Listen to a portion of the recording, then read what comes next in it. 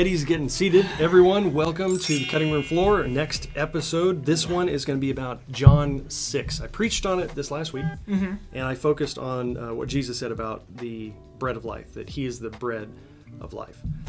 Today, I want to talk about just the miracles. I think there's 2 of them, maybe 3, here in John 6, and how they compare to the miracles before. So, pop quiz. What were the miracles before? No. Okay. There's some signs.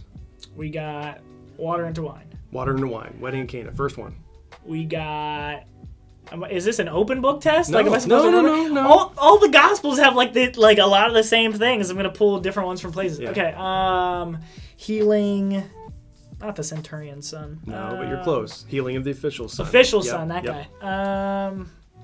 Healing a guy who not blind. That's not this one, right? Paralytic. Yeah, take up your mat and walk, right? Yeah. Okay, yeah, that's right. Okay. I it, pictured the yoga mat when you said it. Yeah. So those 3 signs have kind of something in common.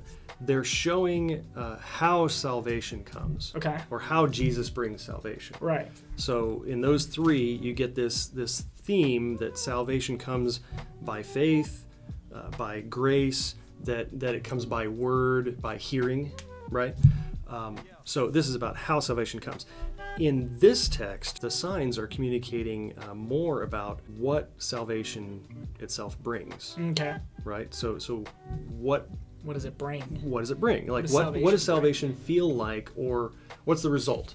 Okay. Right. What's the result of salvation? Yeah. So in the case of feeding the 5,000, this one's kind of easy, I think. You're hungry. What does the food bring? Fullness. Perfect. And actually it says that. It says in verse 12, and when they had eaten their fill, yeah. he told his disciples, gather up the leftover fragments that nothing may be lost. So there's fullness.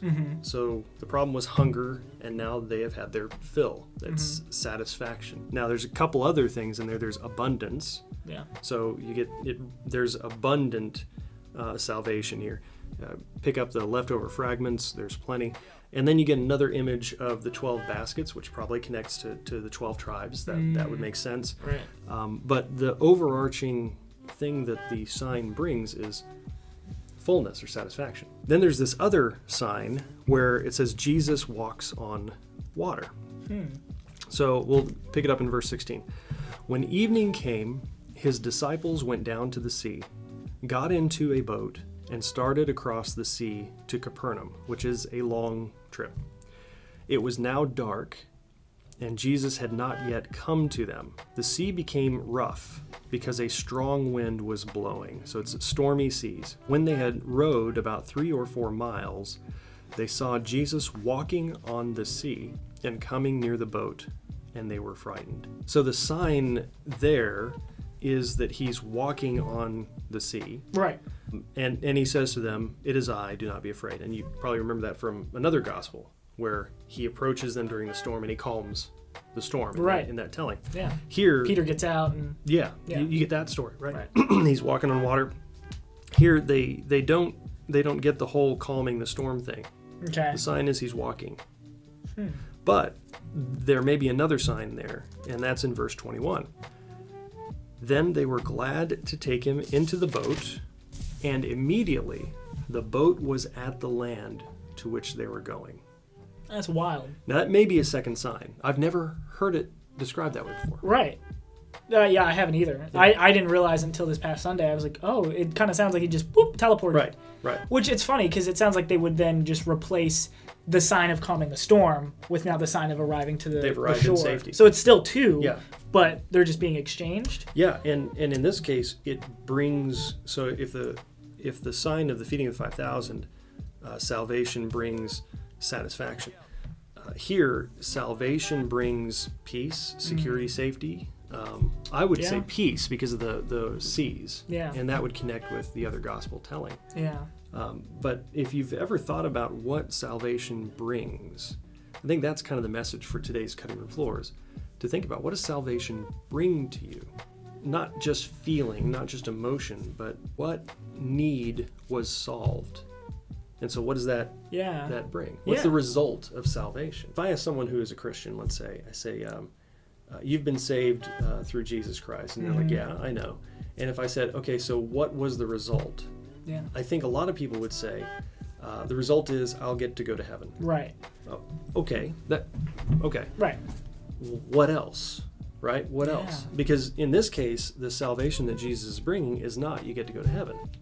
In this case, salvation brings something specific. Right. It meets a need. Right. So for everyone at home, take a moment, think about it. What does salvation bring to you in your words? And I'd welcome you to just type it in the comments. Just let me know, what does salvation bring? And don't worry about being right or wrong. Right, just right. what comes to mind. It brings eternal salvation, eternal security. It brings satisfaction of my spiritual hunger, my spiritual, like, what does it bring? It's funny because, like, eternity, we think it's just, after our physical bodies pass. Right. But eternity is now. Yes.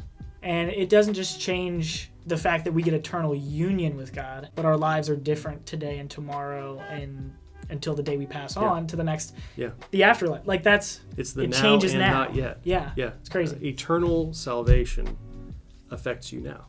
It's a good point. And we lose that, I think, because we do think of some future tense only. Right. But that's not the salvation that Jesus came to bring. I mean, that is there, but Jesus was working on people's pains, fears, disease. He was bringing salvation now. That's awesome. Well, Chris, what are we going to be jumping into next week? John 7. So John 7, we're going to see some real conflict coming up, and that is a message of the first half of John's gospel is Jesus works a sign, there's conflict, but the conflict really starts to ramp up in 7. It really becomes an issue for the ministry of him and the disciples. So we're going to talk about that. Good stuff. And again, next week and the weeks after, we are entertaining questions. So if you have a question about John 6 or a question about John 7, question about what I preach on a Sunday, there's going to be opportunities for you to fill out a little card in worship or put it in the chat or something like that, and we're going to pick up those questions. And then cutting room floor the next week, we'll see what we can do about it. Well, thanks for being with us. And Chris, everybody. thanks for digging into Scripture with us. Yeah, that was fun. All right. See you. Peace out.